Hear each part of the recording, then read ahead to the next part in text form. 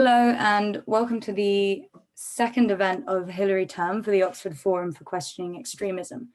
So this event is on social media and fragmented reality, the rise of online extremism. Today, we will be tackling big questions with leading thinkers across several disciplines to understand radicalization. So the discussion will be broken down into two main parts. So first, we will talk about the psychological processes that drive radicalization and whether these processes are intensified by social media. Then we will hear the panelists' thoughts on whether we ought to regulate content on social media, and if so, how it should be done. We'll be in discussion for around 40 to 45 minutes, and this will leave around 15 minutes at the end for questions from the audience. So if I could ask the audience if they have a question to just raise their hand, and they can unmute themselves and they can address the panelists directly. So it's now my pleasure to introduce our brilliant panel of experts. So we have Dr. Leo Smigroud, who is a research fellow at the University of Cambridge and specializes in psychological vulnerability factors that may lead individuals to become radicalized. Dr. Jonathan Bright is a senior research fellow at Oxford Internet Institute, whose research is focused on analyzing big data to better understand political decision-making processes in the digital age. Dr. Erin Saltman has recently started a new job as Director of Programming at the Global Internet Forum to Counter Terrorism. Before that, she was head of Facebook's Counterterrorism and Dangerous Organizations policy for Europe, the Middle East, and Africa. So thank you all so much for coming on. We still are waiting on two speakers, Professor Erika Glansky and Jacob Davey, but they might join a little bit later. Now, I would like to begin by offering each panelist a few minutes to explain the intersections between their work and how they understand social media's influence on radicalization and extremism. So briefly, what are the problems from your perspective and what might be the solutions? So Erin, if we could hear from you first. Sure. Well, obviously I can jump in, and thank you for that introduction. I'm looking forward to my co-panelists' perspectives as well, but I'm coming off the back of starting in academia, looking at processes of radicalization, mostly under the lens of political socialization. So how and why do we develop our political ideologies? How do we decide what we are for and against, politically speaking? And actually a lot of violent extremist groups play into a lot of those narratives, especially if you look at far-right extremist groups, if we want to call them that, or neo-Nazi and white supremacy groups, which was my original background, but in other parts of the world, definitely with Islamist extremist groups, and then as well as Islamist extremist jihadist groups. So we're looking at what are those push and pull factors that draw people in. And again, these processes definitely predate the internet, but we are ever more exposed to see behind the curtain of what that looks like. And so I think from the online perspective, we need to start with, well, what does this look like? What does the online nexus point mean for processes of radicalization? I would argue that I have yet to see a full case of auto-radicalization where only by online factors was somebody brought into a violent extremist group. I always say, you know, it's not like you go shopping for shoes and accidentally become a jihadist. There are some priming online, offline nexus points. Have I paused? I think I see the video pause. Oh, no, you're okay. Nope.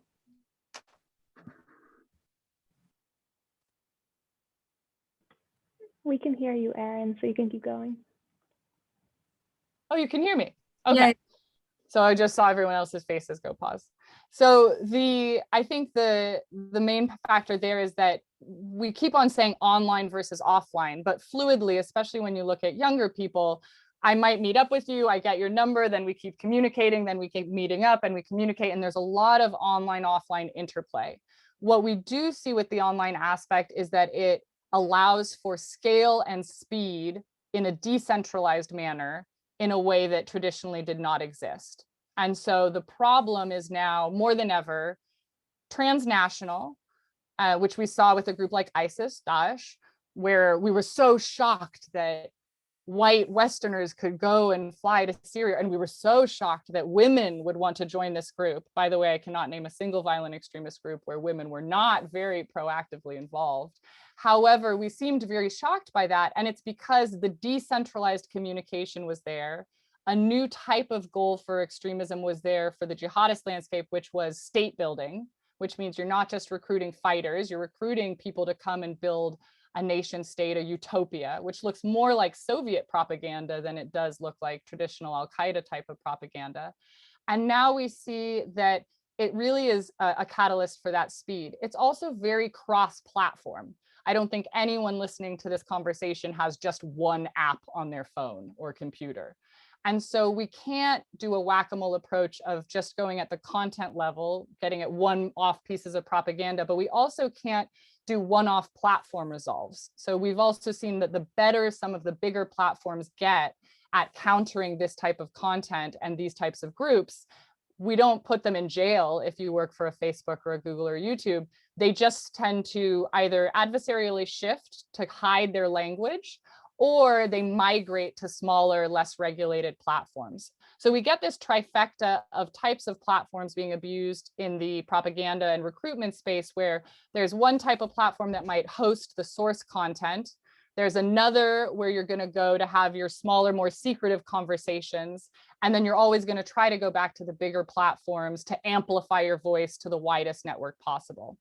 And those platforms all have to work together a little bit more in a way that is GDPR and privacy compliant and not disregarding human rights, to see where we can actually get impact. And that is why the Global Internet Forum to Counter Terrorism was founded in 2017, originally by Microsoft, YouTube, Facebook, and Twitter. But now we have about 13 different members from lots of smaller and diversified platforms, including entities like Mega and WhatsApp that are end-to-end encrypted, or Discord and MailChimp, which are some of the newer members. And so all these platforms are seeing exploitation in different ways. And by even just sharing open source intelligence around adversarial shifts, it helps them get to a better place. And as a reminder, some of these trends are really weird. Nowadays, you look at a picture, you might see a guy in a Hawaiian shirt holding a glass of milk doing an OK sign. And you're like, is that a dad at a barbecue, or is he using the milk as a symbol for white supremacy? And actually, this means white power.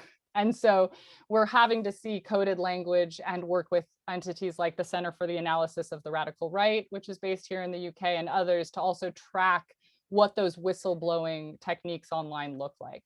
So that's a little bit as to what we're having to get at, but people have progressed a lot. It's definitely not the Wild West online. A lot of self-regulation has had to start taking place, but a lot more is also needed. Okay, thank you very much. Jonathan, could we hear from you?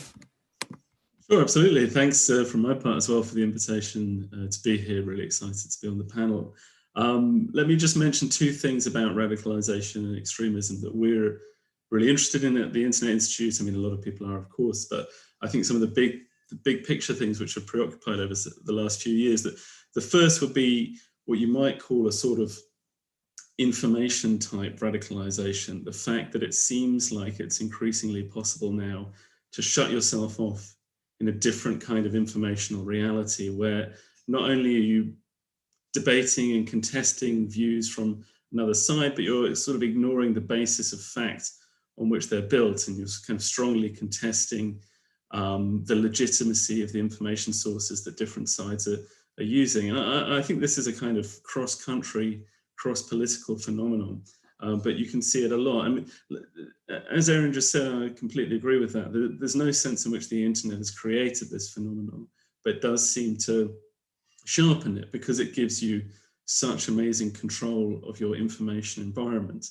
that if you want to build a kind of information cocoon for yourself, you'll be able to do that. And increasingly we're sort of, you know, seeing and interested in communities where other people kind of build information cocoons for people to inhabit. And, you know, there's loads of recent examples. Everything that went on in the US, was the election stolen or not? And, you know, the amount of promotion that Donald Trump started to give to a variety of alternative news outlets, and you'd see, you know, the attention to these outlets kind of spiking as a result. Of course, you know, and right now everyone's interested in acceptance towards vaccines or the origins of coronavirus. Another really important example here. You can find very, very different competing worldviews online. And this poses a huge regulation problem, because who's the person that's supposed to be in charge of deciding which one of these worldviews is right and which one of these worldviews is supposed to be prioritized over the other?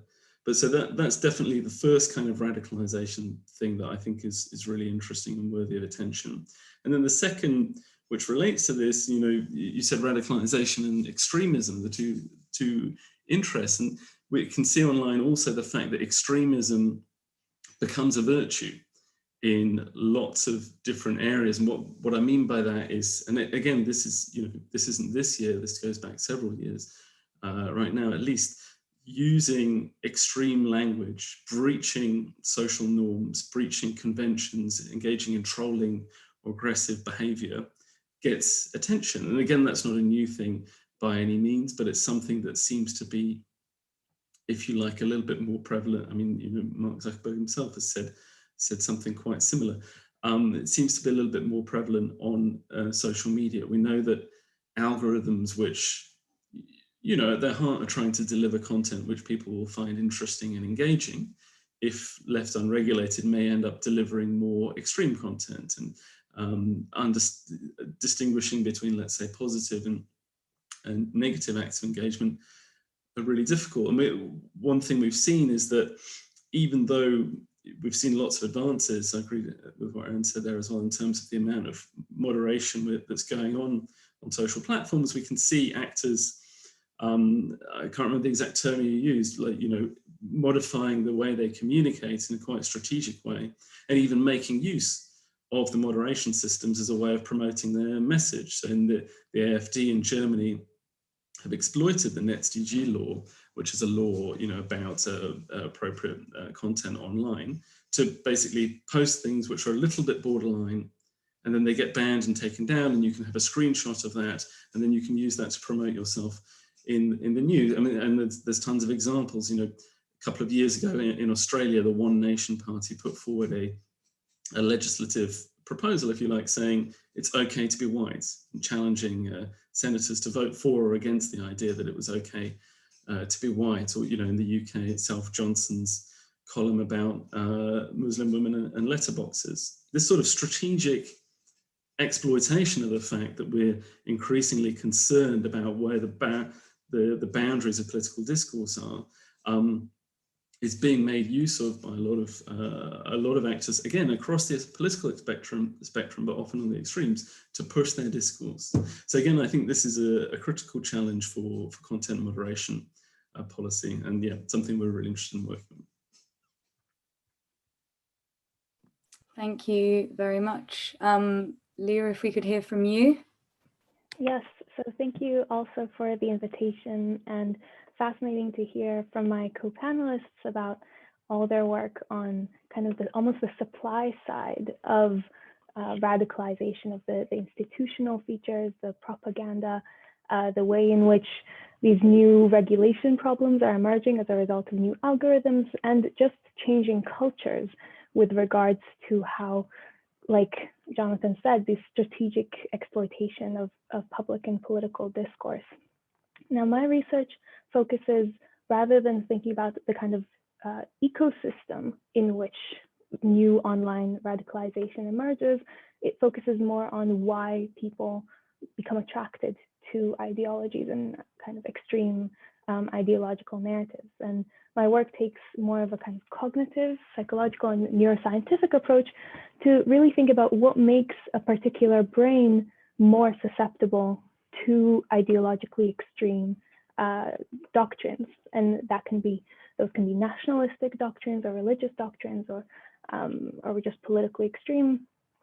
And the kind of methodologies that we use are to look at how people's kind of cognitive traits, so the way in which they tend to process information from the environment, the way, I guess we can call it cognitive style, the way in which they react to stimuli. And when we measure this in the lab, we really were asking people to complete these neuropsychological tasks that have nothing to do with ideology or politics, But what we're interested in is the relationship between those kinds of individual differences in psychological and neuropsychological functioning, and how that relates to people's proclivities and tendencies to engage in extreme political action and to endorse violence to protect their ideological group. And so from this kind of big line of research that we've developing, we've been looking at how traits such as cognitive rigidity, which is tested again in these objective measures from our neuropsychological literature, and we see that really people's performance on these kind of neutral cognitive tasks really predict how willing they are to engage in ideologies. So we see this in the context of cognitive rigidity. We see that individuals who are highly dogmatic tend to actually have an impairment in how they process and learn from the environment, suggesting that the dogmatic individuals who are susceptible to these kinds of dogmatic ideologies actually have certain kinds of impairments in their psychological functioning that lend themselves towards those kinds of narratives and to appeal towards those kinds of narratives. We also see that individuals who tend to endorse ideological violence also have some deficits in their emotional regulation. So they tend to be more impulsive. They tend to seek sensations and thrills more.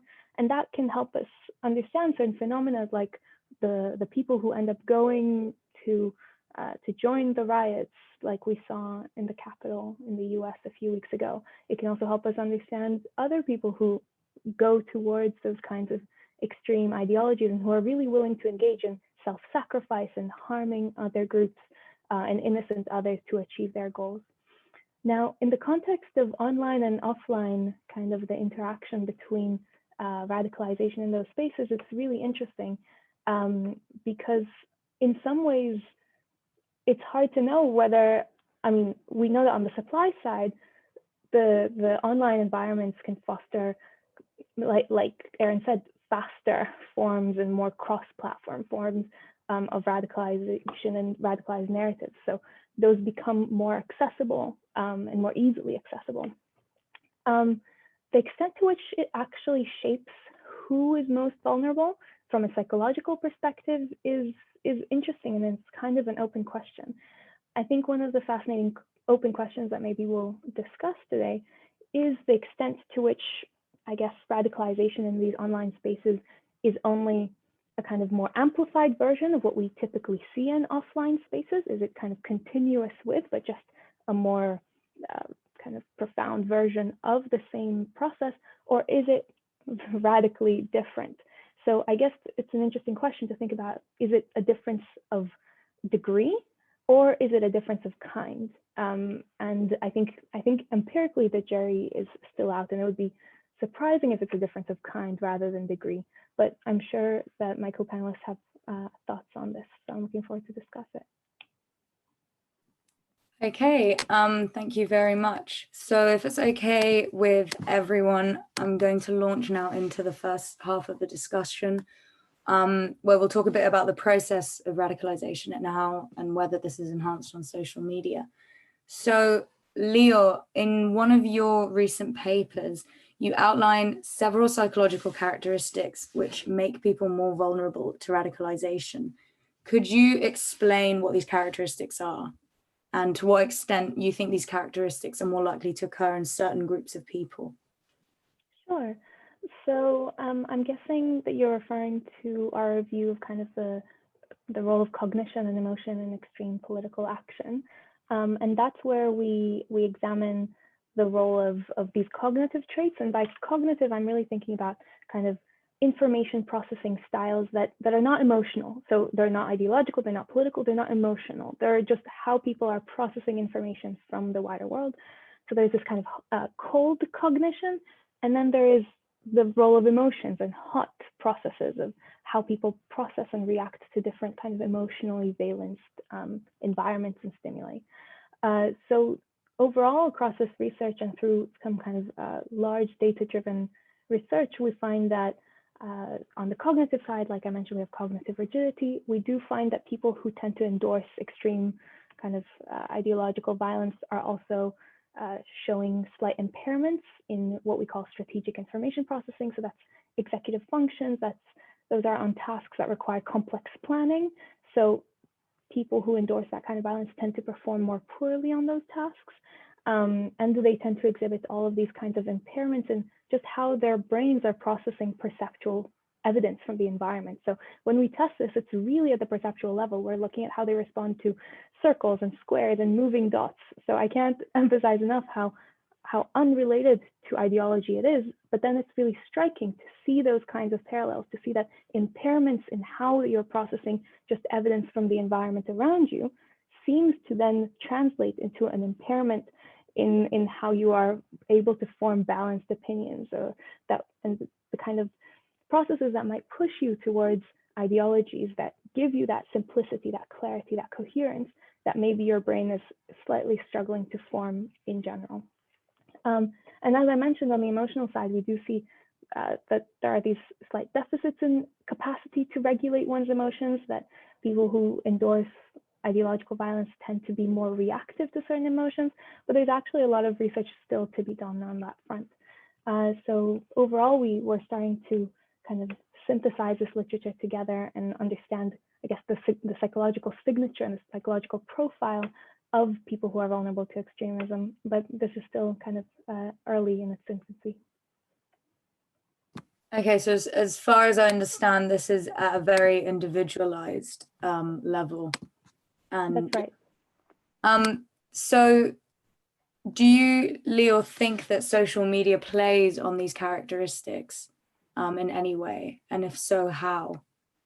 I mean, I think it does, and I think it was Jonathan that started mentioning the role of kind of negative emotional language that's often capitalized on, and that actually these digital systems often reward, in a sense. That so attention is grabbed by strongly negatively emotive language. People tend to click on it, they tend to like it, they tend to share those kinds of reactive and emotionally evocative tweets or content. And so for sure, it can capitalize on those. And so that people who already have some kind of deficits or some kind of altered way or different cognitive styles might then be attracted to information that's highly emotionally evocative when they're struggling to regulate their own emotions, or ones that are kind of rhetoric or language that simplifies the world into clear binary categories when they clearly are struggling to make sense of the complex world. So I do think that there are these affinities between individuals, I guess, cognitive styles and vulnerabilities, and the kind of ideologies that are especially rewarded in the online environment. Okay, thank you. And so, Erin, to counter extremism, you need a thorough understanding of how radicalization takes place, like Leo has just given us an example of. So what psychological model do you think is most effective in explaining extremism, and how is this enhanced on social media? Well, and I won't go for 40 minutes on a semantics debate, but I think, when we say something like terrorism, we're talking about somebody proactively and premeditatively carrying out ideological violence in the real world. And then very quickly, we see people pivot to the word extremism, which really doesn't have a clear definition by any government standards, even in the UK, where you have a prevent program and a channel program. And very quickly, we start, just for everyone on this call, we start typecasting extremism as the people with some hate-based ideas that we don't agree with, or the people that we think are crazy. And we do have to be very careful because there are parts of extremism that are xenophobic. So we kind of think we're talking about hate-based extremism here, xenophobic-based extremism. Although in today's world, we're also talking increasingly about misinformation, things like some of the conspiracy theories that we see have a nexus overlap. From a psychological profile, I think it's very important to say that from the work I've done, and as well with psychologists and reading a lot about this, group joiners are very different mental profiles than lone attackers. Jacob Davey was meant to join us, but he and I, in previous lives at ISD, worked on profiles around a countering lone actor terrorism database. And we found that those that maybe went out and carried out lone attacks did have less normal profiles. They were more disturbed in different ways, had higher levels of depression and other forms of potentially even paranoia or schizophrenia. Group joiners tend to be rather normative. We could try to look at some depression rates, but when you want to join a group, we should probably look at it from a rational choice model. That's the saddest thing to come to terms with, is that it's really easy to say anyone joining this group is joining a neo-Nazi group because they're crazy. And actually you dig down and you realize this was the best option for them. Having gone to neo-Nazi camps in Hungary, I don't recommend it to people, but it was part of my field work back in the day. It was the most fun of all the political camps I attended. It was less about politics. I learned how to shoot a gun. My hippie parents would have killed me if they'd known at the time. You know, it was actually about being in the wilderness and bonding, hero complexes, telling people that they had a purpose. Again, this kind of utopian world building. And a lot of the other political parties were not offering similar narratives. And a lot of young people were not feeling empowered by the church or by political parties. And so some of these violent extremist groups are offering a spiritual outlet, a personal growth outlet, a comradeship that other outlets are not giving. And even when we look at some of the more online-based extremist groups like QAnon or the Boogaloo movement, it is giving people purpose. It's also catering to their intelligence, not their stupidity. It is saying, look beyond what the government is telling you, look beyond the media. In some of the psychological framework work that I've seen carried out, we do have a tendency to want first of all, to the point that Dr. Smigroud gave, is that we see that people want severity to match. So if something big and crazy and horrible happens in the world, we don't want the answer to be, it's because the government was a bit incompetent and not prepared, whether that's 9/11 or how the pandemic has had. We want the severity of cause to match effect. We would rather think there's a conspiracy, because at least that means there's control. At least that means there's intelligent design behind it and not chaos. We also want it to match our narratives. When we talk about Jungian core narratives, we think about things like good versus evil. If something really horrible is happening in the world, we'd rather attach it to something that matches that good and evil narrative. And that allows us to be a victor as well. And so it's kind of that baseline narratives matched with, we want clarity. The real answer is that it's really confusing, and that really doesn't sit well with us. The real answer is that the world is, very complex. Now, when we look to counter that, that's the biggest question. That's the big elephant in the room. There are three things we have to even touch the counter-extremism space. You need a messenger that is credible. A social media platform is not going to be the credible voice. Usually government is not the credible voice. You need individuals like former extremists, so people that have been in and out of the group, or sometimes that might be interfaith networks or peer-to-peer networks or women's groups. You need localized, credible voices. And then you need to think, well, okay, I have a credible voice. What is the message? Because to tell somebody that they're wrong, and nobody on this platform, nobody dialed in right now likes to be told that their opinion's wrong. So you have to actually start with a message that finds common ground and pivot from there. So actually start with the basics of commonality and see where you can get a dialogue to plant seeds of doubt without telling someone they're wrong. And then lastly, what platform? So don't do something on Twitter if all of these people are on Telegram. You actually have to go, people aren't going to come to you just because you made a groovy little meme or narrative. You have to go to where they are. So it's really the message, the messenger, and the platform that have to be aligned. And you can start measuring sentiment analysis and behavioral change through some of these online targeting techniques. The two ways that I've tested personally are A/B testing certain rate and frequency. So when somebody has posted a terrorist-related piece of content, to actually trigger a pipeline of NGO content that counters that. And Stanford University did a great study with us when I was at Facebook, and they measured, again, rate and frequency matters. So a one-off drop in the pond counter narrative is not going to do it. But if you fed about 2 to 3 pieces of content a day for 5 to 7 days into their stream that they saw, then you could start affecting perspective a little bit more. And so we measured around that. You can also do things like search redirect. So when somebody is proactively searching for known terms or groups related to a violent extremist group, you can have a top search result or redirection to offer outreach to localized NGO entities. So if you go on Facebook or Instagram right now and type in QAnon, your first top result should actually be something that leads you to educational knowledge and actually some friction with the global network on extremism and technology that gives information connecting QAnon to unfounded facts and things like that. So we can pre-build in friction pathway. And sentiment change is different to behavioral change. So sometimes if you're a QAnon supporter and you search for something QAnon-y and you see that search result, you might stop searching on Facebook just because you're paranoid. For the greater good, that's still a net positive for the internet, but that's not behavioral change.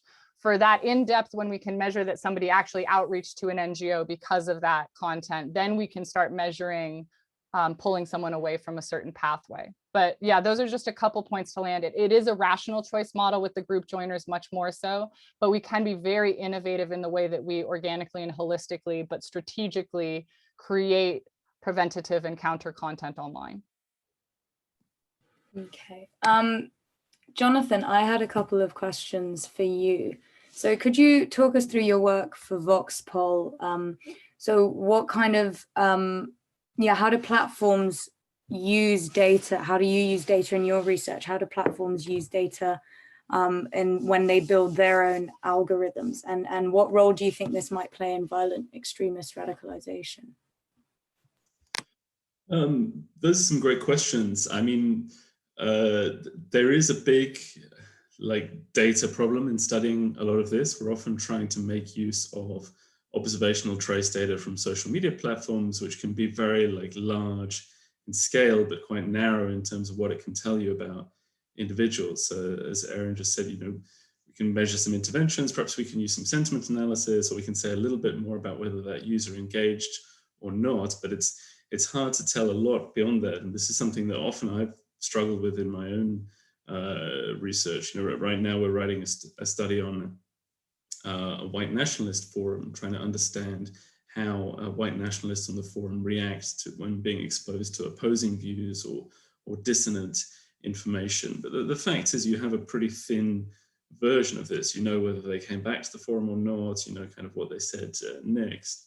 But a lot can be missing, and this is definitely something that concerns me. I mean, our work, I agree a lot with what the previous two kind of contributions were. Our work is a lot focused on what you might call the sort of more mass type extremism, anti-vax, widespread white nationalist views. And, Adrian was completely right to pick us up on this, rather than the, lone shooter acts of violence. And this is, I think it's important to acknowledge this difference. I mean, it doesn't matter if 20 people in your country hold anti-vax viewpoints.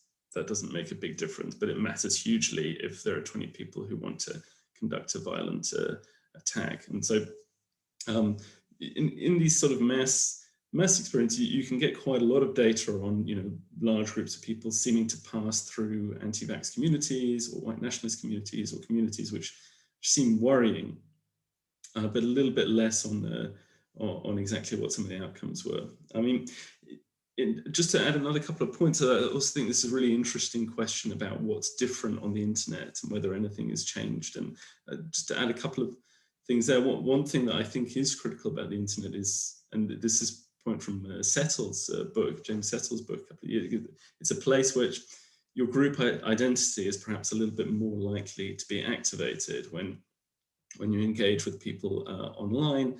You might have a little bit less of a kind of personal connection with them, and you're perhaps more likely to receive social signals about what their political identity is or what their group identity is. It's quite common if you're filling out your profile on social media and say, write something about you, people often think of their group memberships as a thing to write about. So it can be an arena which sort of prioritizes this group type of group membership. And it's also the kind of, again, the white nationalist forum, this struck me a lot, type of area where it's quite easy for people who are working to build these sort of information cocoons and these information bubbles to decontextualize information, which otherwise would be quite widely, much more nuanced. So one thing that struck me about this white nationalist forum was how much use they made of news outlets such as the BBC or the Guardian or the New York Times And you'd think, how come the Guardian is, what on the Guardian would support white nationalism? But it doesn't actually take much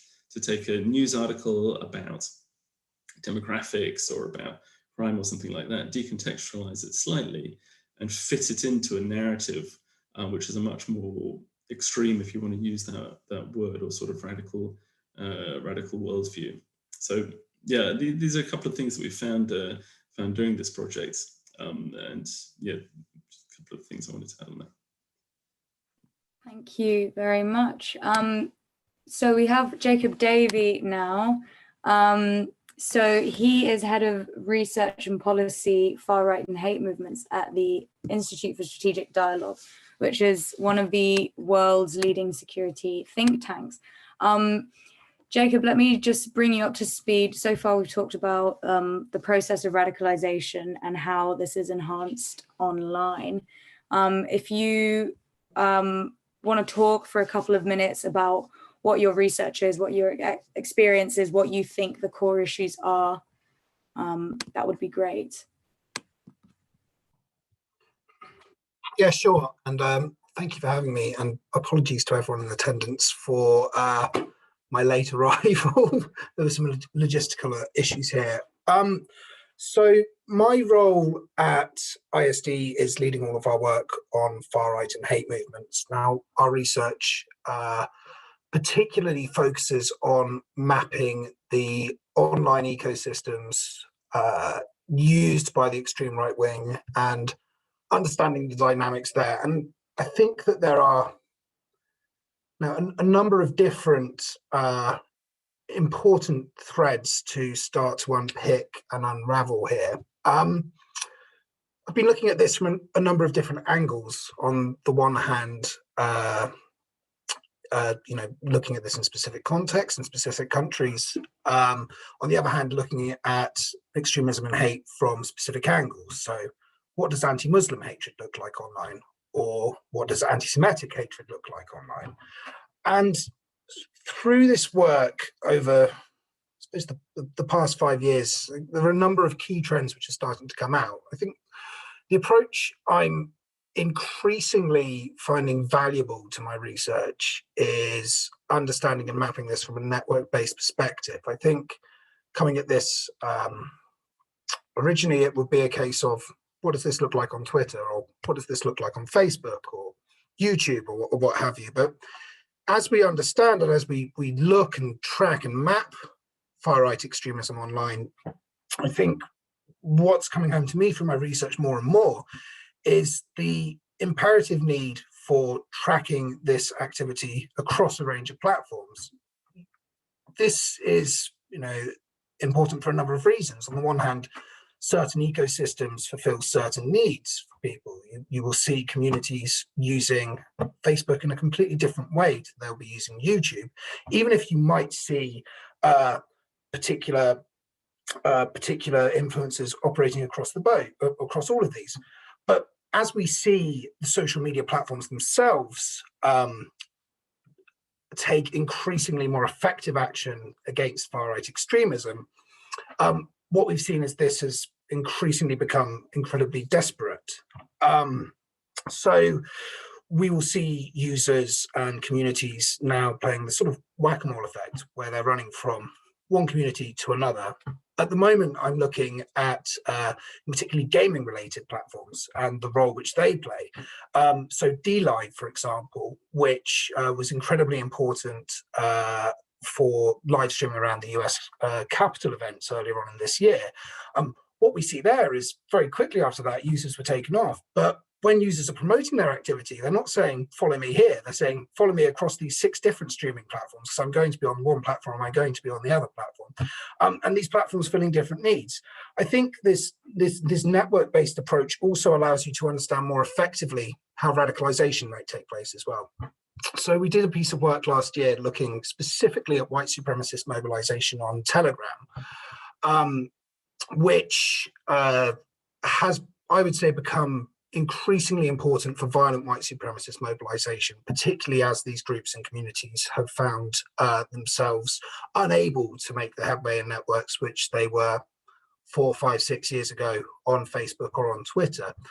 what we found there, and I think what Telegram really uniquely lends itself to in terms of digital analysis is the ability to track both a network-based approach in the same way that you might do on Twitter, combined with a deep community analysis.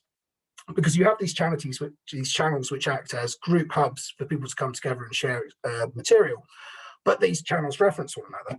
What we found by mapping Telegram was that very violent white supremacist communities associated with terrorist organizations such as Atomwaffen, the Base, or some of these more disparate groups were very closely networked in to communities associated with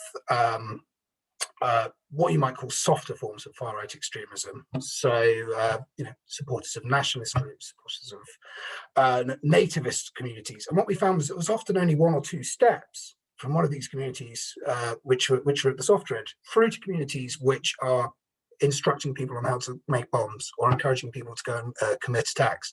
So what we found for this sort of network approach is that it's easier to sort of trace and understand and track that radicalization process. I'm coming to this quite late, so I also don't want to reproduce comments which have been made by other panelists, but I suppose the other key dynamic, particularly from my issue area, which is violent white supremacist groups, which is important to understand, is this post-organizational lens. So we are increasingly seeing violent white supremacists and white supremacist communities organize in looser and looser structures. It's less important to organize under strict banners or strict groups where you'll have a membership list or a membership a membership card if you like. Instead, we are seeing these loose networks of online communities become increasingly important to mobilization, which on the one hand means that tracking these groups, creating effective policies to counter these groups becomes more difficult. But on the other hand means that this sort of large-scale monitoring of the ecosystem writ large becomes more important. So my takeaway for where we are currently and where we need to be going with this is research to map and understand radicalization by extremist groups online needs to be looking across platforms writ large, across this ecosystem, these vast constellations of minor and major fora which are interacting, rather than focusing on one specific place or one specific community, because to do that you will only get to very small parts of the broader issue. Okay, thank you. So Leo, if we could go to you for a minute, from a psychological perspective, I know this is not your area of expertise, but if you were in charge of the social media counterterrorism, for instance, what would you say is the most important thing that could prevent people from becoming radicalized? What kind of processes, what are the processes of radicalization? How could we counter that from a psychological perspective? I think that's a really interesting question because I think we've been talking about basically different stakeholders who can shape the availability of these narratives, the structures of these communities, how people access these doctrines or these conspiracy theories, and it's, I think, still hard. I think everyone's still figuring out who is responsible because suddenly in the online environment, I think we feel like we have to change the algorithms in some ways. We have to change the digital ecosystem in some way. We have to institute certain laws to counter the prevalence and availability and accessibility of these narratives. And that's all true. And I think everybody needs to take responsibility, especially when we're thinking about, like Aaron said, there are these multiple aspects of extremism, right? There's the extremism that we think of as one that actually facilitates violence, and there is just a lot of people talking about their opinions online. And it's true that that's a continuum, but it's also an important difference because one is actually dangerous to people's lives and it poses an imminent threat, and another is just our way of trying to figure out how to foster tolerance and foster kind of reasoned evidence-based thinking. So in terms of your questions of how, like, social media units that are responsible for these things, I think that what everybody's been talking about identifying those kinds of strategies, like Aaron and Jonathan and Jacob have been talking about, of what people find when they start looking up QAnon. Do they get access to those communities immediately, or do they actually get kind of fact-checking kind of programs? Clearly, I mean, my research is focused on the individual. So that's what I'm fascinated by, is what can we do to help individuals of all sorts of personality, cognitive styles, people with different types of motivations, and the extent to which those are being frustrated or satisfied by ideologies, and thinking from that perspective, what can we do to help those who are vulnerable to extremism, to any ideology, to get meaning in life, to get coherence in life without appealing to these extreme and violent forms of understanding the world. So that's not something that I'm sure only online social media campaigns are enough for. I think that that's something that we need larger cultural and educational shifts around. And it's a problem that's also dependent on the ideology, right? We are now clustering all these sometimes opposing ideologies all together, and it's important to treat them together because that way we can see the convergences and parallels between them. But it's also important to remember that dealing with white supremacy has its own quirks relative to dealing with religious fundamentalism or left-wing forms of extremism and forms of extremism and violence that we can see justified on the left as well. I think maybe Aaron wants to build on that. I don't think we can hear you, Aaron. Yeah, Aaron, go ahead. I was just testing your lip reading skills. I think that I just wanted to pick up on some of these points because it raises a lot of questions when we start talking about whose role is it to do what. And having spent 4 years at a big corporate tech company like Facebook, taking these face on, one of the questions that we constantly asked ourselves, especially when this dangerous organization line gets into things like misinformation and inauthentic coordinated behavior. Firstly, it's a weird thing to have to say, but it's not illegal to tell a lie. So if I say you're wearing a yellow shirt and you're not, I'm wrong, but it's not illegal. And then at what point does misinformation or conspiracy theories, at what point is a theory actually going to lead to real world harm? And at what point is it a social media company's job to do something about it? And I have a feeling that nobody on this call would like a big social media company to become the arbiter of truth. That is a very slippery slope.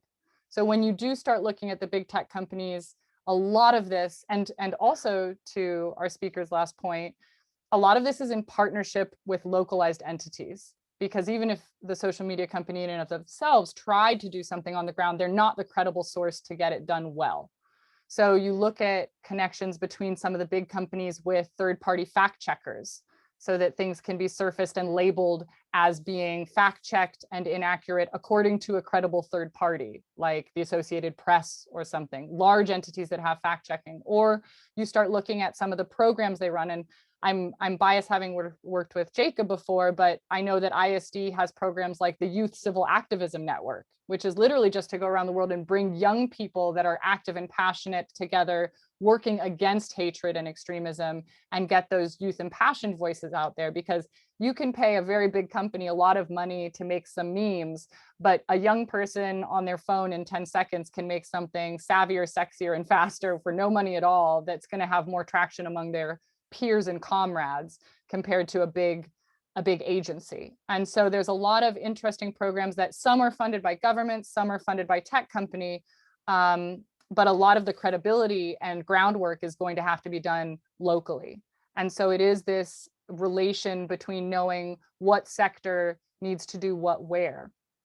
And I would just say, when we talk about breaking filter bubbles, We all have one, and we do it in our offline space too. I do not go out of my way to engage with people that disagree with me on a day-to-day. I watch certain news because I am agreeable with its angle.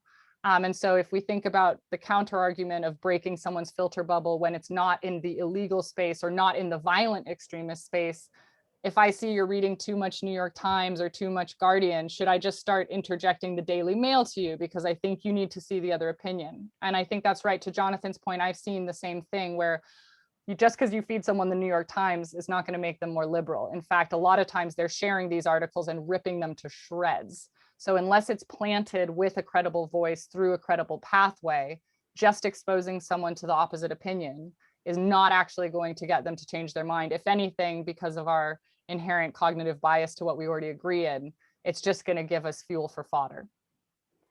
Exactly. And building on that, I feel that although I know that we're focusing on kind of these online platforms today, and it's not very fun to talk about the longer term strategies, but a lot of what needs to be done is education from the ground up with children to make them informed citizens who can interact with digital media and multiple sources of information in a reasoned, balanced way. And I mean, we're basically all trying to create shortcuts around that reality of how do we actually teach children and adults. Children are just a bit more teachable, how to engage with material in non-dogmatic ways, in ways that are receptive to evidence, ways that are flexible but balanced.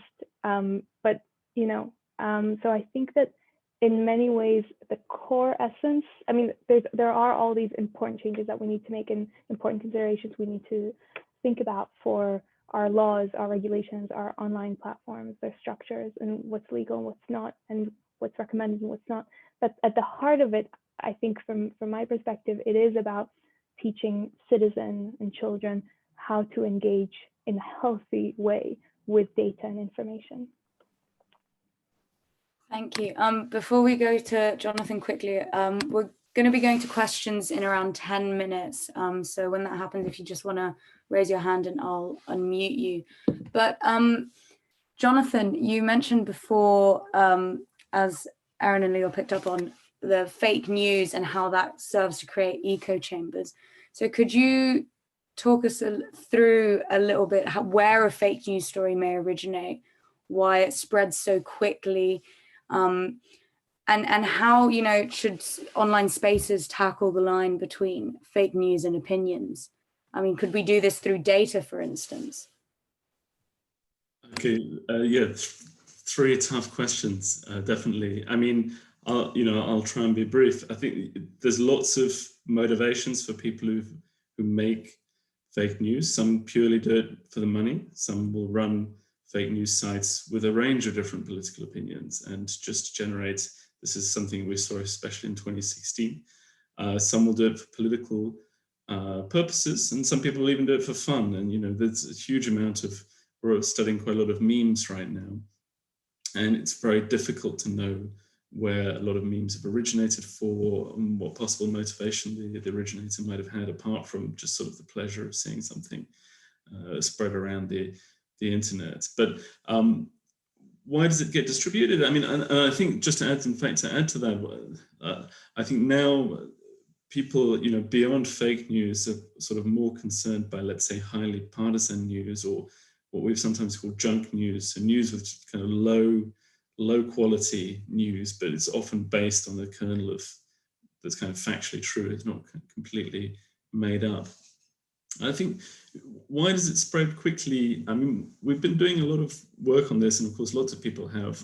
One way of looking at it is that, the real news producers are kind of limited in some ways by the truth and what they can report, and the fake news producers take more liberties and can engage with things that they only want to make as viral as possible. So you're not very good at fake news if it's not spreading quicker than real news, because you have an advantage in that respect. I mean, I'd also say that a lot of the low quality news producers that we look at, they produce a lot less news output than the major news organizations, and they really pick and choose their battles. And so part of the reason that their content seems to do a lot better is they sort of pick winners, whereas if you you know, look at something like the BBC, which feels obliged to cover pretty much everything, they're inevitably going to have a range of stories. Some are more viral than others. I mean, these are certainly some suggestions.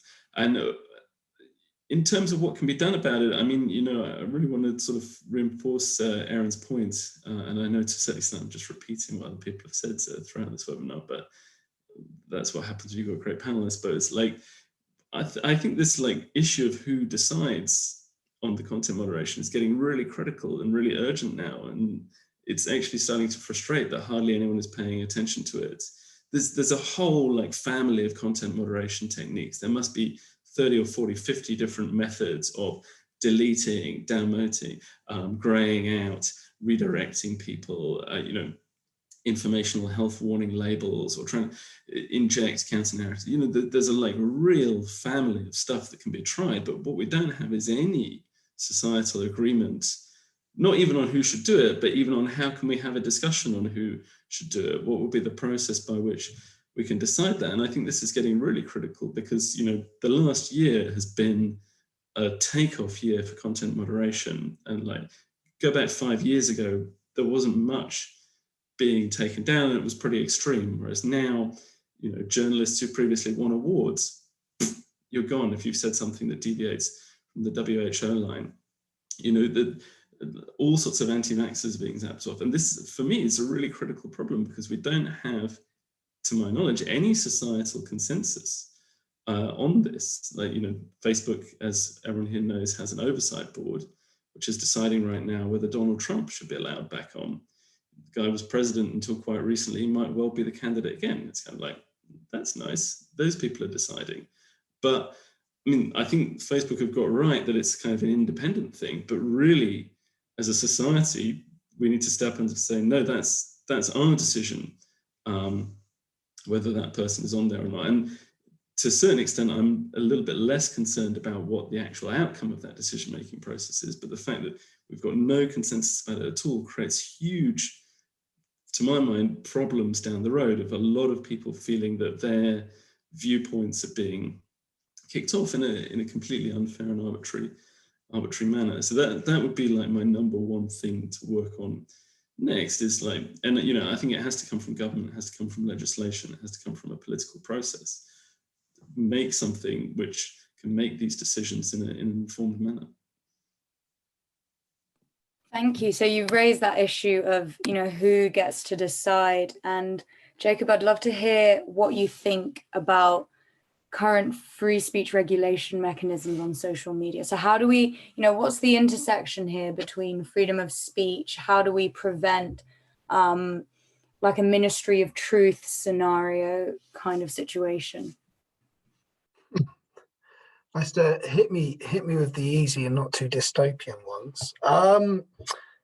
It's tricky, and I think for me, if we zoom in on this, one of the issues here isn't necessarily like a Ministry of Truth in some dark dystopian model with lots of people who are really carefully thinking about how to do this. Is actually how on the cuff some of these moderation efforts seem. And this maybe doesn't provide an answer, but adds an extra layer of sort of complexity to this. Is it strikes me that quite often moderation against certain communities and what is or isn't acceptable appears to happen by crisis, and we're in this paradigm of content moderation by crisis.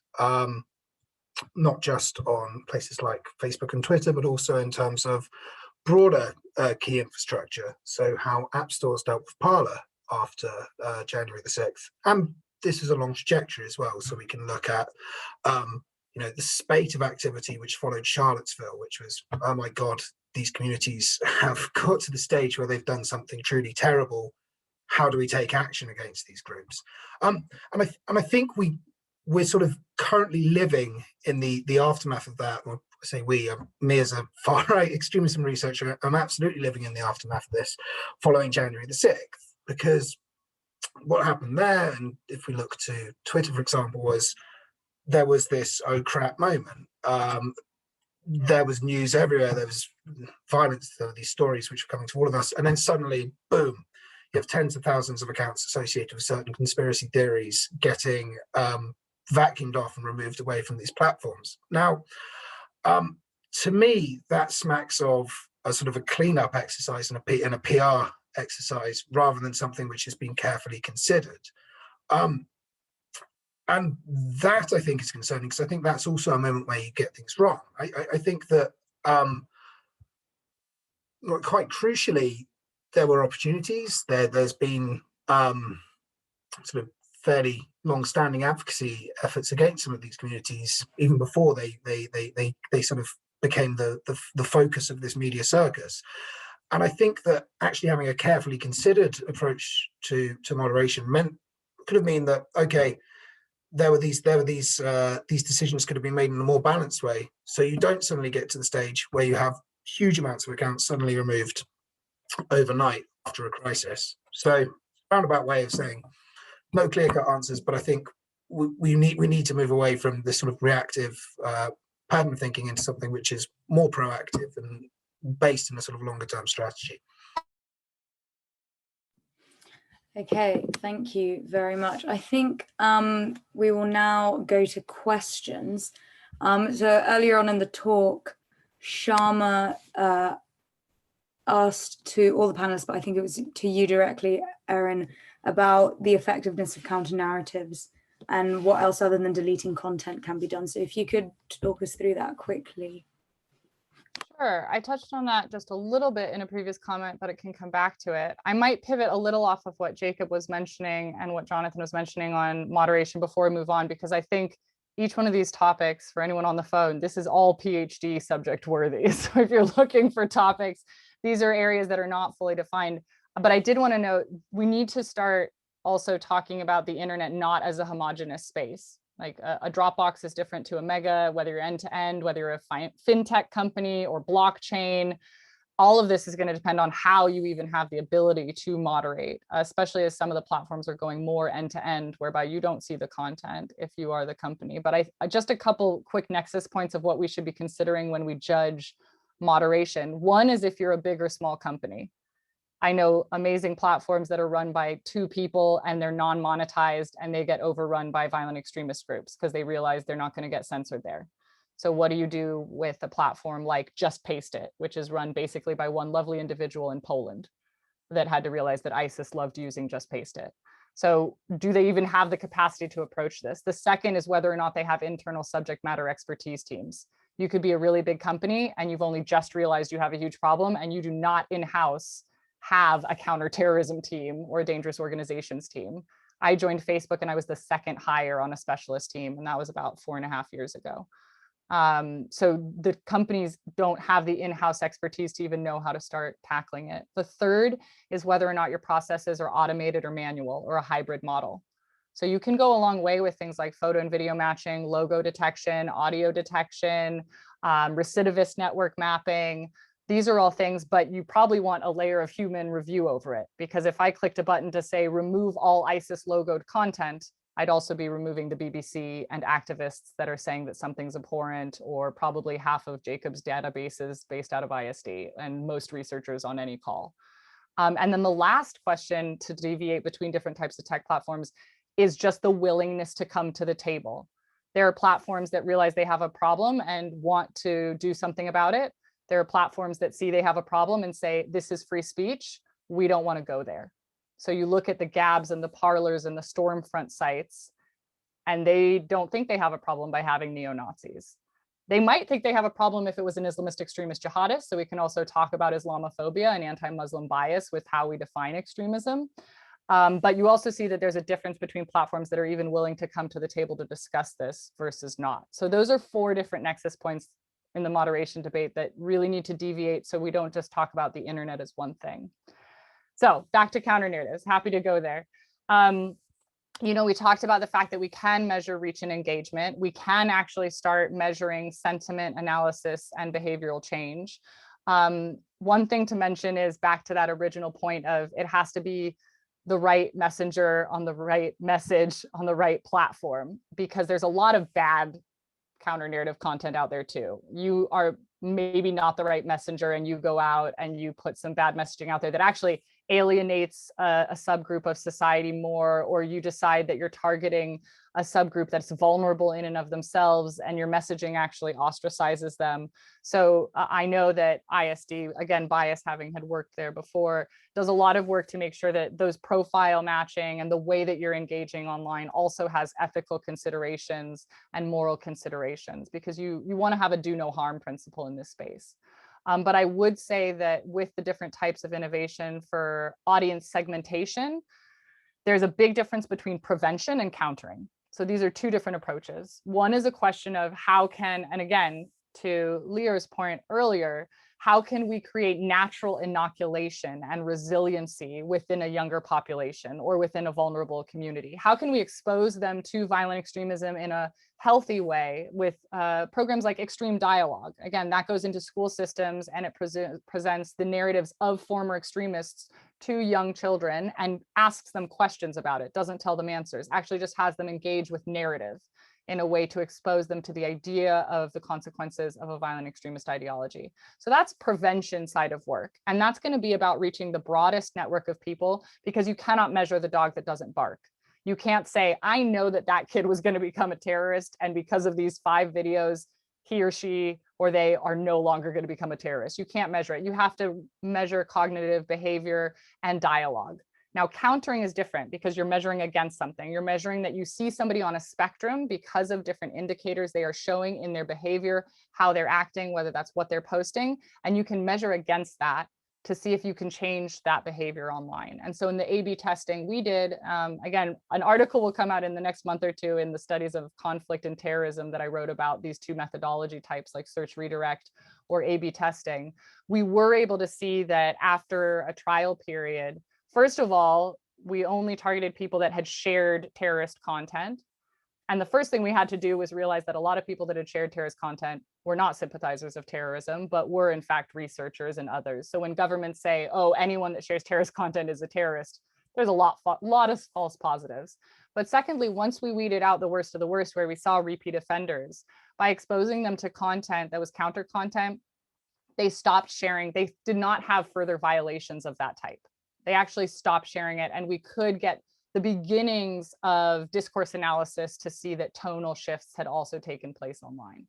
So when done sensitively and well and strategically and with localized partners, we can use the online space. One of the misconceptions I always try to debunk is we're always so sure that extremist messaging works and so skeptical of counter messaging. And this is our own biases, and I'm sure that we can talk about the psychology of that, but we're so sure that ISIS was so effective. Well, if they were so effective, you'd have seen a lot more recruits. They had a shotgun approach and were shooting tons. They had over 240 unique pieces of propaganda in at least 15 languages every week for a while. That's a huge amount of output. You should have seen a lot more foreign terrorist fighters going over to Syria if they'd been really, really effective. And we cannot see that it cannot be online only. So we need to reinforce that in the offline. And again, to some points earlier, you do just need some of those basic programs that allow for better alternative outlets. Because if you take that extremism away from someone, you've left them with a spiritual void and a social gap and possibly how they thought their future was going to play out. You've just torn that apart. So you are now leaving someone even more vulnerable to either backsliding or other groups. And so unless you build an infrastructure, and this is not just because it's light and fluffy, but you've just taken away a lot of somebody's meaning. And so you need to replace it with something, another form of positive activism, another form of engagement with society, and not ostracize them from wider society. So this is not an easy thing, but I am saying there's lots of approaches that have started touching this already that also have measurement and evaluation behind it to show that it can work. Thank you. That was a very thorough answer. If we could hear from Freddie for a second. I've unmuted. Well, I've allowed him to talk. Hi, can you hear me? Yeah. Hi. Sorry, yeah, I'm also Oxford Forum. I need to change this. I'm the president, but thank you guys so much for coming on. This has been absolutely fascinating. And my question is this, and perhaps Jacob is best placed to answer it, but do you think that Prevent has done enough to understand the online sphere and to stop disengagement and de-radicalization in that particular arena, or is it very much just a hands-on physical kind of sort of real world approach? And do you think it's essentially being effective in countering far right? Thank you. Nice to get the easy ones. I suppose to the point at the very end, first of all, do I think it's been effective in countering the far right? Not necessarily. We have seen an increase in far right extremism over the past 5-10 years, and you can measure this year on year with steady rises. Not just extremism, terrorism and violence as well, globally, within which the UK fits that pattern. But I think there has been an increased awareness around the risk. I mean, and we saw the UK government actually act out, I would say, faster than their counterparts internationally in terms of recognizing this threat at the most egregious end of the spectrum when they prescribed national action as a terrorist organization. And I think we're one of the first governments in recent years to actually start that trend. And now we see this in the US with their prescription of the Russian imperial movement as a foreign terrorist organization, most recently with Canada, who prescribed this year the Proud Boys. Questions around whether or not that was actually effective or fully thought out. So I think there's been a delay, but what we can see, and we can also see through their programming, is sort of increased referrals. So in short, this is something which we're seeing play out in real time. This isn't something which is going to occur overnight. I will say, though, based on some analysis which we did, which looked globally but also included the UK at interventions models, is if you look at Prevent and if you look at some of their infrastructure which is in place to counter radicalization, particularly on individuals who've gone through, who've been referred and gone through the process on the Channel program, is this idea of interventions and having mentors who deliver sort of ongoing interventions with individuals who are deemed to have been radicalized to help bring them back from the edge. What we found through that study was the UK fits into a global pattern whereby there is quite simply just a dearth, a shortage of available interventionists, of trained interventionists, of rigorous ways of assessing intervention. So with that regard, no, I think there is need for significant investment. Now, on the online space, this becomes trickier from a legal perspective as well, with regards to with regards to how you can deliver and how you can engage online interventions. Now, if I wanted to do something to counter online radicalization, as Aaron suggested, and this is a program which ISD has piloted in the past, we could think about online interventions.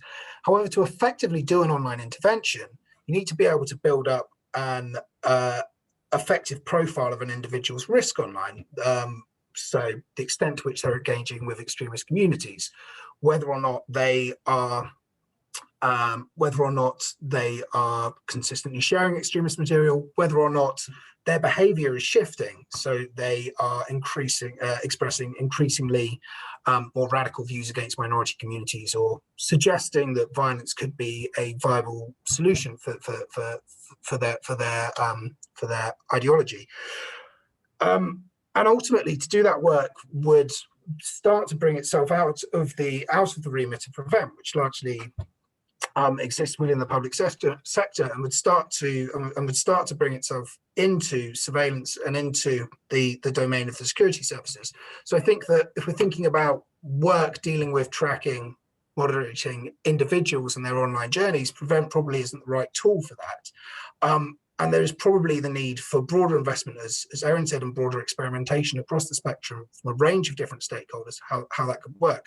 With regards to Prevent and far-right extremism writ large, I suppose my top line is it's taken several years coming, and it's still a journey which is progressing. And we've seen some pleasing or promising steps by the UK government to recognise the threat posed by far-right extremism and violence, but there is probably more work which needs to be done and further investment to build the infrastructure to effectively respond to this challenge. Thank you very much. So I think we're going to wrap it up here. We've run out of time, but thank you to the panelists for giving us an hour and 15 minutes in what has been a really great discussion. It has been a pleasure hosting you all tonight. We are doing an event next week, Wednesday, on the persecution of Uyghur Muslims. This is for the attendees. But yeah, thank you very much. Oh, I see Professor Airy has just joined. Hi, could I email you about this in a minute? Okay. Okay. All right. To the rest of the panelists, thank you very much. And I hope you have a very nice evening. Thanks for having us. Thanks a lot. It was a pleasure. Thank you. Bye. Thank you. Thank you.